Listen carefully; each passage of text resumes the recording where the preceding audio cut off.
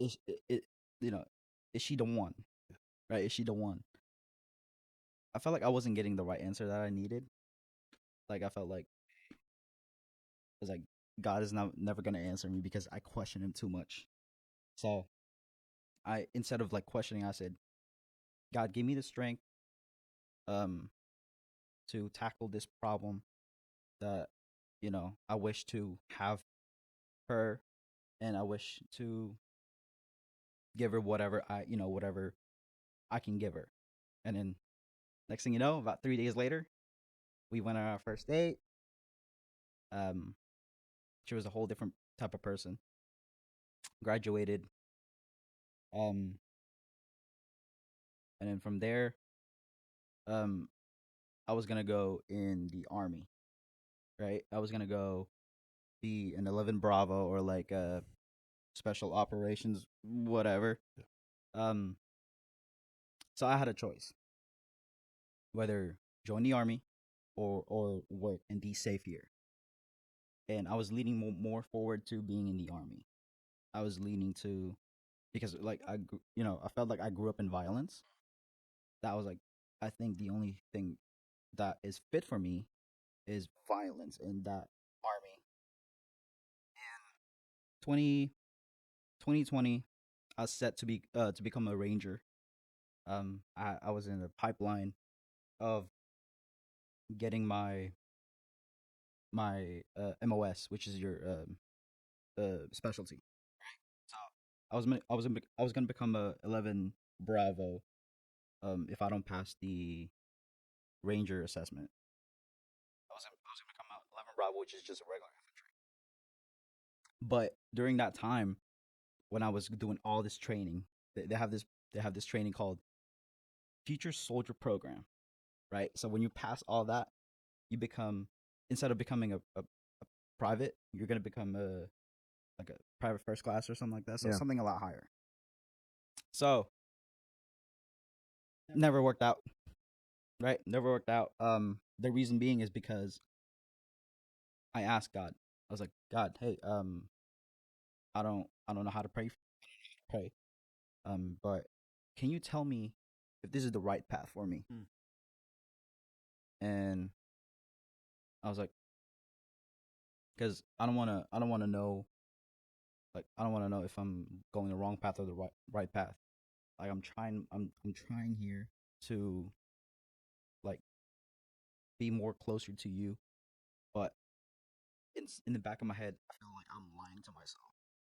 Like I'm just praying because I want something, or I need to answer about something, Mm. right? Um, but he gave me. I asked him. I was like, hey, would army be a good thing, or should I go work in a to improve myself? And you know, I went to Texas, McAllen, with my brother-in-law, and my sister, my older sister, and I got a text message because my MOS never came back to me. So usually in in the recruitment center, you're supposed to get your like you're supposed to be approved for your MOS, I believe. And I never really got any message that hey, you want to come by. So the thing that the text message said, my uncle texted me. He said, "Hey, would you be willing to work for us?" I'm like, "Sure," because it wasn't like no, like let me think about it. I was just like, "Sure." So I went home about a week after, or about a week after I got home. I had a job interview. So now um w- we're working for like PCBs and stuff like that. We build circuit boards for electronics such as the monitor, um, lighting, no, not lighting, but like something electronic you can Yeah. control, right? Yeah. Um, I'm still working there now, to about 2 years now. At the time, me and my girlfriend were still together. This is like we're getting to the good part now. So, um, I disassociate myself from God again. And my girlfriend said, "Hey, let's go to church." I'm like, I don't think, yeah, well, whatever. Like, maybe, right? So she was like, "How about this Sunday?" I was like, I'm doing something this Sunday. I'm probably working this Sunday. Okay, what about next week? She wasn't very forceful. She was very lovely. She was like, "How about next Sunday?" I was like, "Okay, I'll give it a try." I went over here. Let me tell you something. Ooh, let me tell you something. I sat about in the middle of the middle row. I sat in the middle. At the time, it was mostly just chairs. I sat in the middle because in my head I was like, "Oh, this is just gonna be like subscription stuff. I have to pay every month to be here." I was arguing with myself. Like I was arguing with myself that it's gonna be this. It's all gonna be fake. First song, I can tell you here. First song, right? I forgot what they were playing, but it was like the song was vibrating through my body. Like it wasn't fire. It wasn't. I didn't feel uncomfortable. It was vibrating through my soul. Like it was this warmth. I'll say that it was this warmth and vibration that was like the negative things going out of my body. Wow.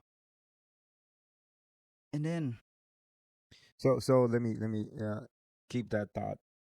Uh, so you can agree that God was ministering to you through music and through worship, and He was showing you something different yeah, that you didn't know before through music and worship. yeah, it was the music. I think they were playing more than able, Mm. right? And I like I try not to cry, but I was kind of like tearing up just a little. Like this is we're 1 minute in, and I felt like this is my home. Like I can probably just put my feet up and stuff like that. I was very very emotional. I've never been emotional in my life. Had you ever heard, music like that before? No, like it was mostly like some Gen Z stuff music that like satisfied my ears. Mm. Never really Yeah. did that. Right. When I was here, I don't know how to explain this word, but it was a joy. I was happy to be here. Yeah. That I think it was like 12 minutes. 12 minutes they played like multiple songs of the intro. I was listening to the first person was Pastor Josh. Um, right now, like I have like I've never been diagnosed, but I feel like I have ADHD, so I kind of forget some stuff. I probably have the same thing. I forget my name sometimes, so don't feel Right. bad. So yeah, so everything kind of like is very blurry. I'll get to that too. Yeah. So he was saying something, but I felt like there was nobody around but me and Pastor Josh. Like he was talking through me, and I was tearing up just a little. My girlfriend was smiling. She was right here, and she was smiling, and she was like, mm, right, and I was kind of tearing up just a little, right. I was trying to fight back the tears. I was tearing up just a little, and then she said, "It's okay." She put her hand on my shoulder. She said, "It's okay." And then after after that, I was like, "That's it." Like there's no there's nothing else. Next thing you know, when we were praying, here so before like before Pastor Nate does his or Pastor Josh does his outro pray, right? I bow my head. The light became like it was dimming, and there's people there's people on stage. the people that was playing the music, right? And I was like, where did those people come from? What's going on? So they were playing, and I was like, okay, they're just probably gonna be like instrument, but they were singing for 15 minutes, and every single time, every word that they're saying, it's hitting my soul. Like God is not trying to punish me. He wasn't trying to blame me. He was like, here's what I could do. I can give you this. Um, take this as a blessing, and I'm not blaming you for anything that you've ever told me. Hmm. And I was like, why? Like, why you're not mad at me? I felt like he was saying that, hey, it's okay. You know, you're here. And after that, I argued with myself again. You know, I was when I got home, I sat on my desk, looked in the mirror, or looked at my mirror, my monitor. I was just crying, right, crying. And that message was for me. It wasn't for anybody else, but I felt like it was for me, right? So ever since then, I kept coming back every Sunday. I probably missed like 2 or 3 because I was in Chicago, but I've been going to church. I had my brother come with me once. He did the same thing I did, in denial. He felt like he never belonged there. At the time, he was going through a lot. He just had his heart broken, and so he's trying to find a way to, he's been going to the gym. He's a lot more fit than me. He he he was going through a lot. Me and my girlfriend was like, ask him to go to church. He went to church with us. First week, second week, third week is when we got him. Right. I told him, hey, you got anything to do today? He said no. I'm gonna go to church with us, and then we'll go get some food after. And then he came with us. Food always works. Food Yeah. always works. That's a good inviter. It was first watch too. Yeah. So we're getting those breakfast tacos. Yeah.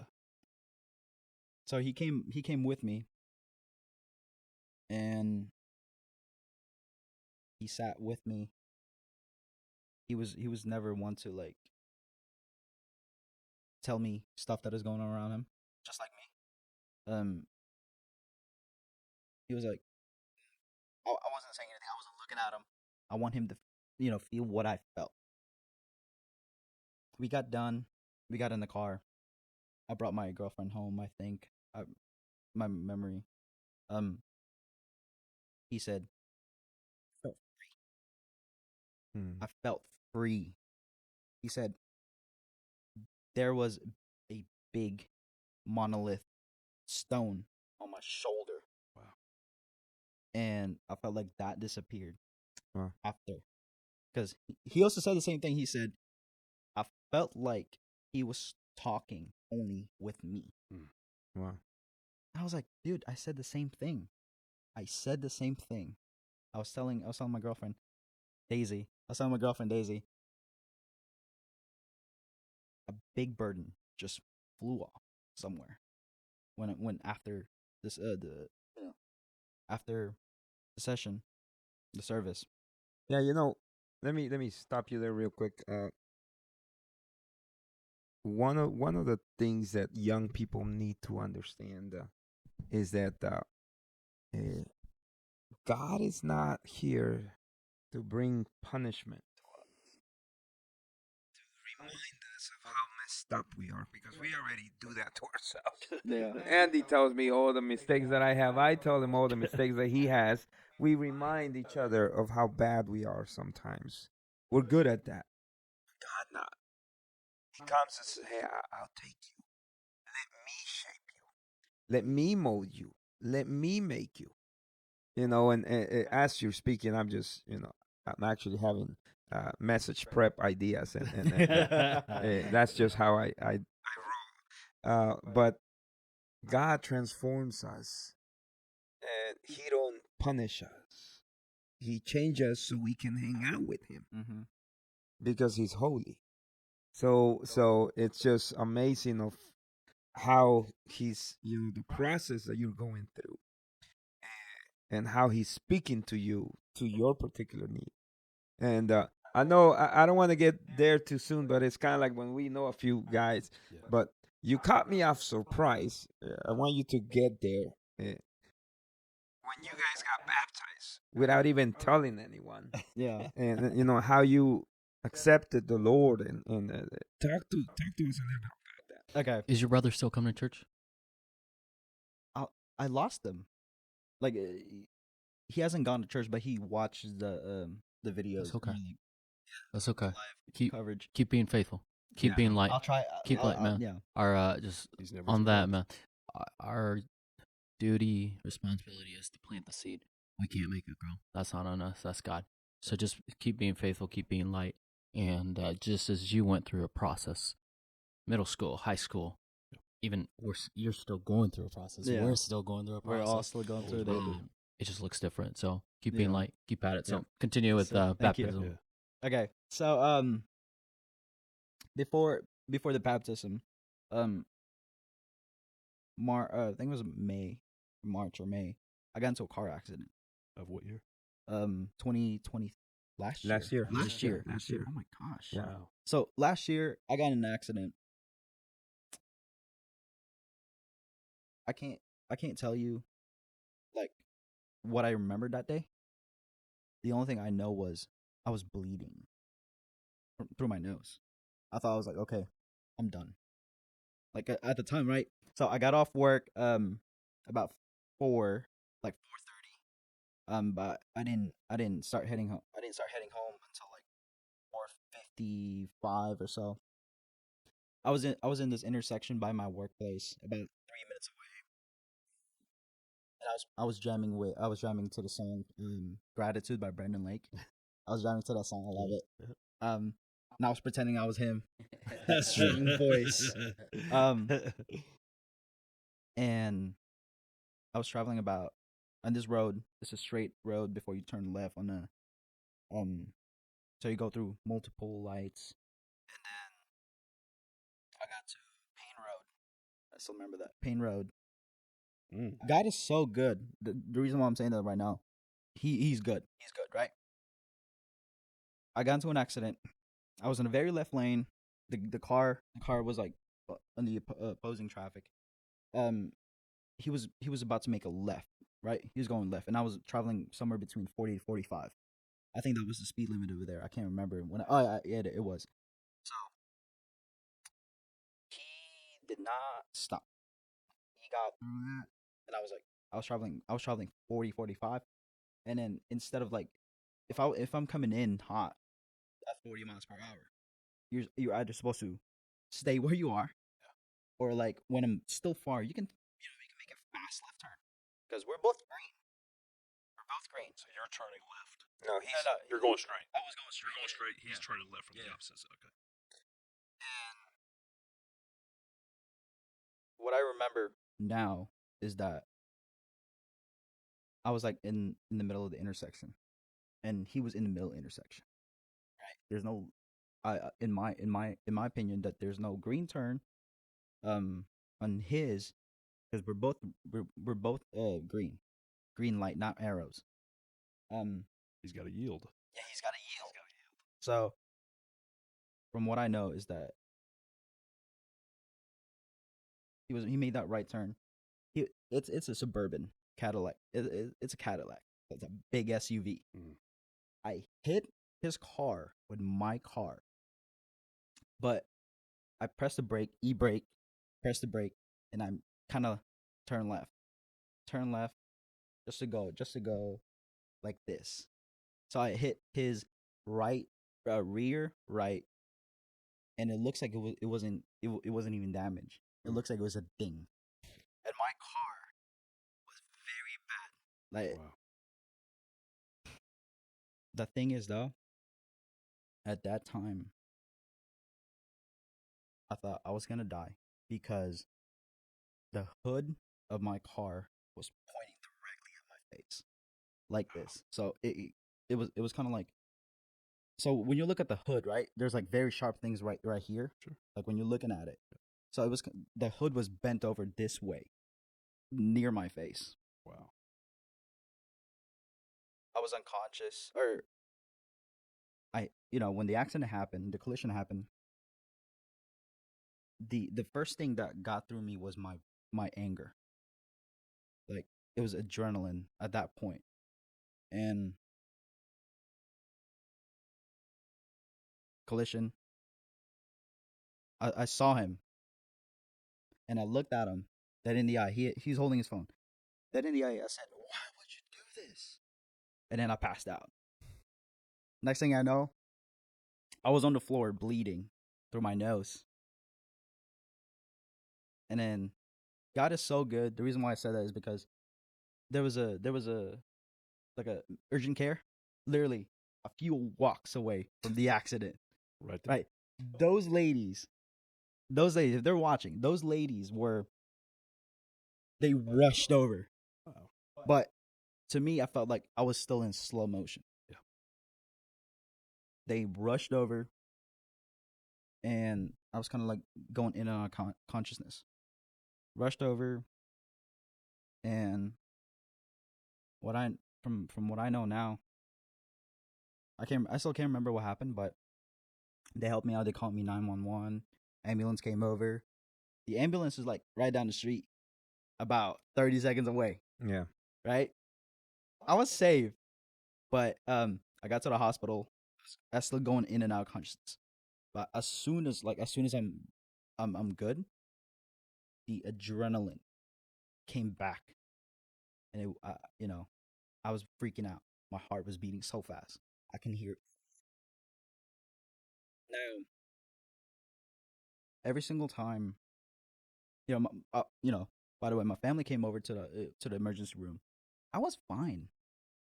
Right? I feel like I had a mild concussion, or probably like an injury in my head or something like that. But I was fine at the time. I was fine. I had hurt my leg, um, whiplash, the collarbone still hurts until now. But I was fine. No major concerns. I was discharged that same night. This time, I was like, I'm not angry with God. He saved my life. Mm. Like he was in my head. I was like, it's not my time, and he said, no, it's not. Mm. Like he's so good. I wasn't angry with him. Like I was like, God, thank you. Like Mm. this is when I was going to church here now. Yeah. And I was like, God, thank you. Like I'm alive. Like you saved me. You kept me away from from a very bad accident. You kept me safe. No injuries whatsoever. Just a mild concussion. You know, hurting. Leg, collarbone, whatever. And I've been telling everybody. I was like, I wasn't mad. I wasn't mad that I got into an accident. And, I thought I was gonna die. No, I wasn't mad. I was happy that he saved my life. So fast forward, I missed some rooted classes because of that. Fast forward, uh, you know, it was during summer, and we got here. We sat down. Normal day. No, everything to me, it's not a normal day. It's like a celebration of you know. So I sat down. Something was telling me. Something was telling me something. I can't figure out what it was. I can't hear it. So, and then towards the end of the service, 11:30 or 11:45, they had Pastor, I think it was Pastor Nate or Pastor Josh or Pastor Nate. And they said there's people that came by, and they didn't even have to make an appointment to get baptized. They just went in, asked us, hey, can we get baptized? I was worshiping with a song. Everything got muted. I didn't hear anything. Something told me, go in there. Go in there. Like, I was like, what do you mean? Like, what's going on? Like, I can't hear anything. He said,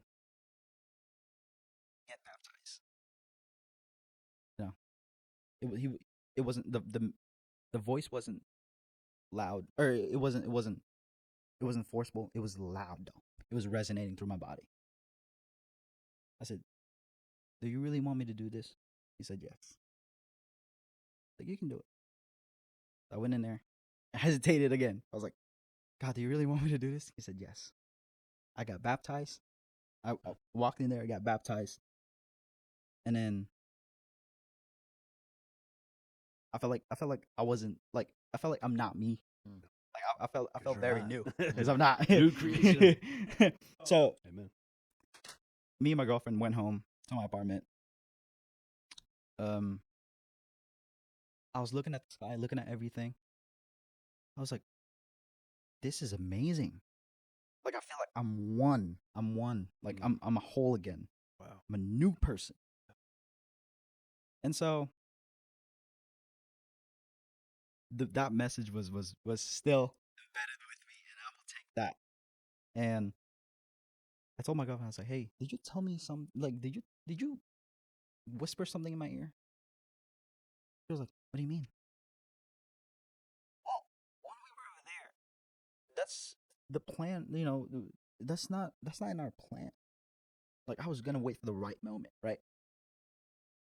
It was. She said, "No, I didn't tell you anything. Like, what's going on?" I was like, "Well, I heard a voice that said, 'Hey, go in there.' You know, like, experience something amazing." And she said, "Have you lost it?" Have you lost it? I was like, "No, no, I'm serious." It was like, "That's God. Yeah. He spoke through you, like, literally whispered through you, and he said, 'Go in there.' And you hesitated." I said, "I'm sorry." I hesitated. Like, I was very nervous. Never been in this kind of stuff. And I was like, but after I did that, like, I felt like in that water was the old me. But when I rose Yeah. up again, Yeah. I'm not me anymore. Yes. Amen. I am Praise God. happy. I am much more happy. I'm much more grateful. Like, nothing ever bothered me. Not negative things. Like, yeah, I say bad words sometimes. Like, whenever I'm just Well, we're all in the process. we're still in the process, yeah. And we're gonna hit you with a 2x4 when you. But There's a process to putting the childish things away. Yeah. Right? That's what Paul says. Yeah. He's Yeah. like, you become a new creation, you put childish things away. yeah, Sometimes it takes us a little longer to put those things away. yeah, definitely. Yeah. So put them away. So, yeah, new me. I was so happy, but there's still obstacles. There's still problems. Sure. There's still situations. Um, Because we're still going through this life. Yeah. Javi, Andy, and I, we still have trials. We still have temptations. yeah, And we're That- going to until the Lord returns. Yeah. So, You but know? but it's up to us if we want to just give in to those temptations, or if we want to just surrender ourselves to God and say, you know what, you can take this. I can't take this on my own. You can take it Yeah. because I cannot do it. So, as you're going through your life and you're going through your process, that you allow Him continually, daily, to speak to you. And I know we have a lot of questions, and it's been a long day, and we're probably gonna bring you sometime back because we want to hear more. But I want to hear this one last time, one last thing of what God is doing to you now. I'm very curious because this is probably the first time you're gonna talk about this, and it's God putting in your heart to do a ministry that you didn't even know how it's gonna operate and how is it gonna even work. So Yeah. we get to be the first to hear. We're going to be the first to Wow. air this. Okay. I was blessed by hearing it from you a week and a half ago, I think. This is Um, new. But what God has been telling you to do here in the parking lot on Mercy Road, Okay. Carmel. So I have a business, right? I sell coffee. I was like, okay, I'm a car guy.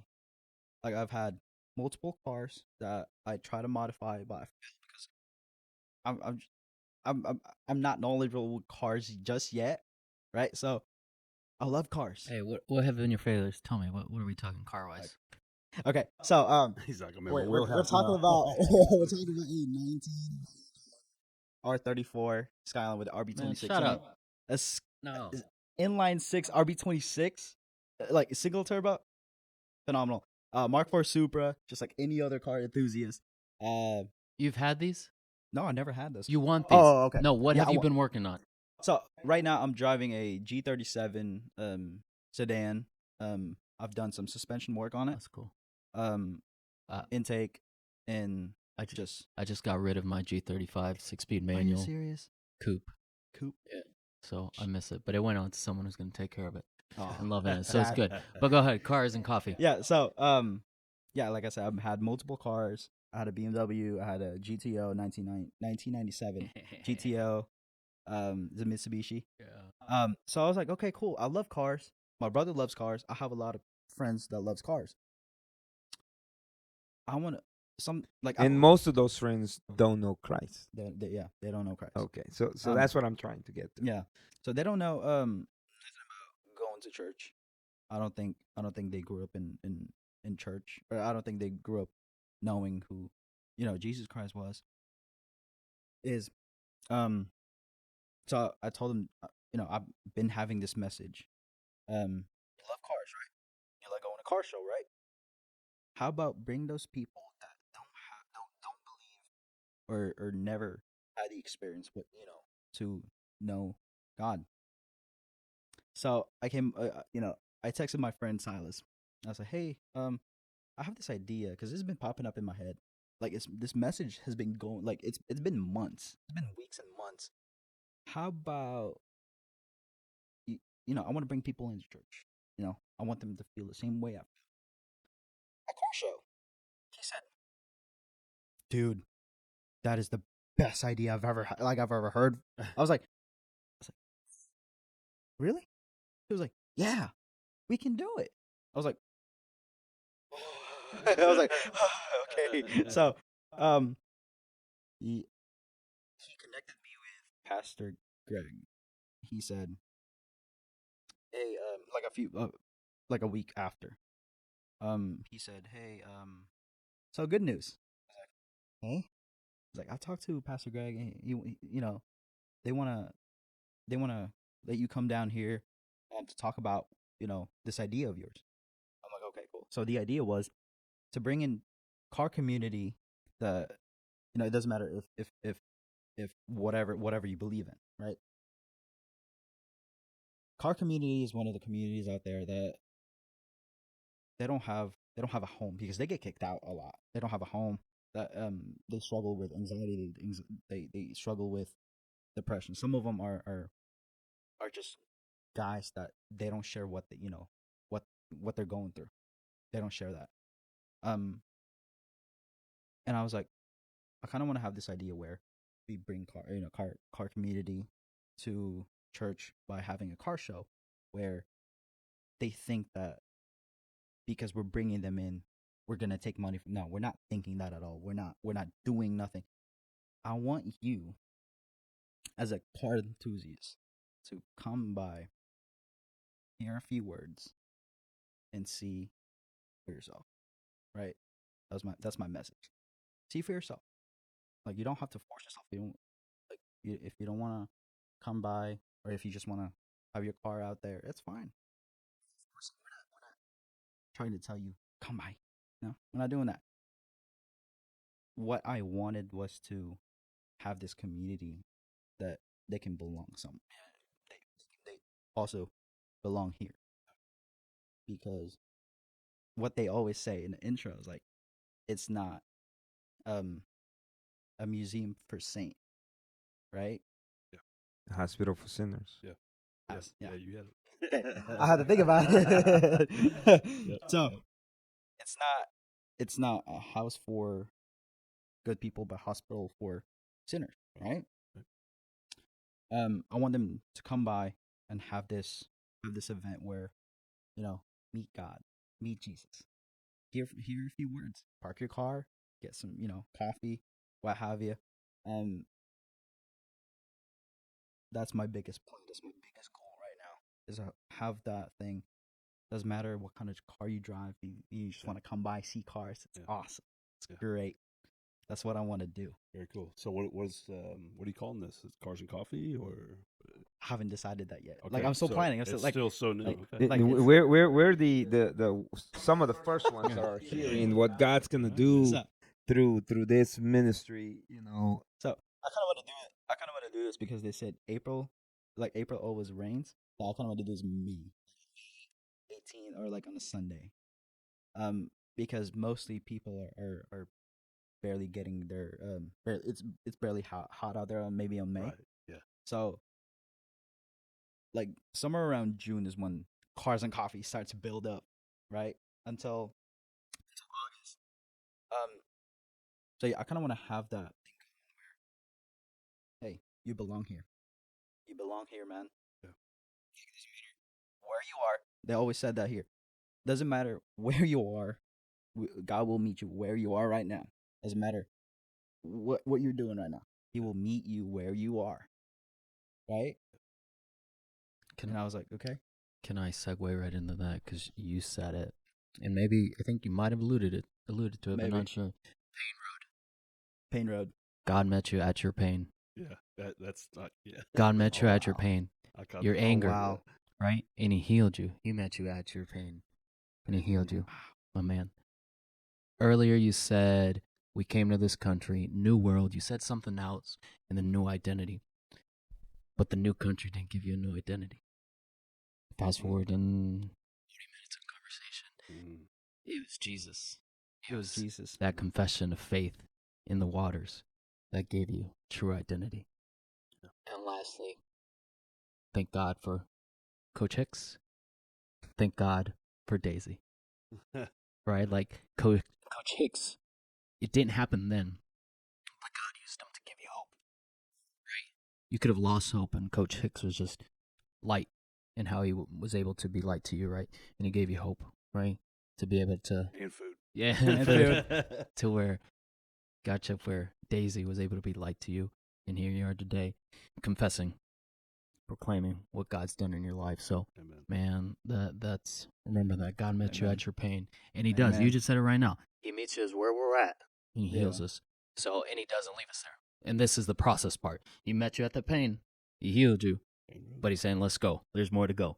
So, awesome. Thank you for being light in a different way. You're not saying, hey, let's get people in Yeah. this church. Like, let's do cars. Let's do coffee. Two things I know and I have passion Yeah. for. Meet How you can where it you be are. light in my day-to-day life? And that's key as Christians, as believers. Just be light where you're at. Definitely. You know? Don't get stuck in the four walls of a church.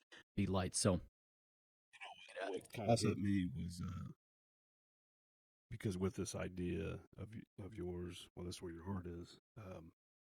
You're wanting to meet people where you are. You had said earlier in our conversation that God finally spoke to you Mm-hmm. and was like, "It's okay." He met you where you were. Yeah. I was reminded of a story. I heard this actually pretty recently.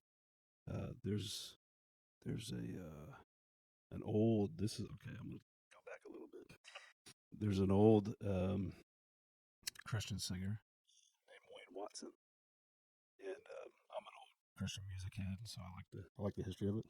But he was a big thing, like 80s, 90s. Contemporary Christian music was so different from what it is now, right? Anyways, he told this story about he got to a point in his life. This is after his, the heyday, and he only kind of wanted to like just get on his motorcycle and drive away and just kind of disappear. And he came back around because he missed it, and he never left his faith, but he just it was just a dry season. And he said he had a dream one night that God was like he was at a party, and he saw the Lord like looking over the heads of people, looking for him, looking for Wayne. And he's thinking like he's going to come get me. He's going to strike me down. Like he's going to be like, where have you been? You know? Yeah. And he gave me a side hug. You know, he said, how are you? I missed you. You know, so glad you're here. Yeah. It was just the soft approach that meeting you where you are. And it's okay. Because sometimes we, you know, Harrison said it, like we're in a process, and we have times where, again, you know, we go through a dry spell, we go through a dry season, maybe we feel distant, you know, from God, but He's always waiting for us right back. You know, He's like, I'm waiting right here whenever you're ready. Yeah. I'm not leaving you, nor am I forsaking you. I'll be right here when you're ready. Yeah. You know? That's the thing, though. I think from like a very young age, right? Yeah. He's been waiting for me. Like he hasn't stopped. He hasn't stopped. Yeah, and he'll never stop. So He'll never stop. we are, you know, we're grateful to hear, you know, a little bit of your story. We hope to hear more at a later time. But I think people your age will be blessed to hear that if you continue just listening and opening your ear to what God has to say, you can have a better future. You can have happiness, which only Christ can Amen. give. Not drugs, not alcohol, not racing, not other things, but what God can give you.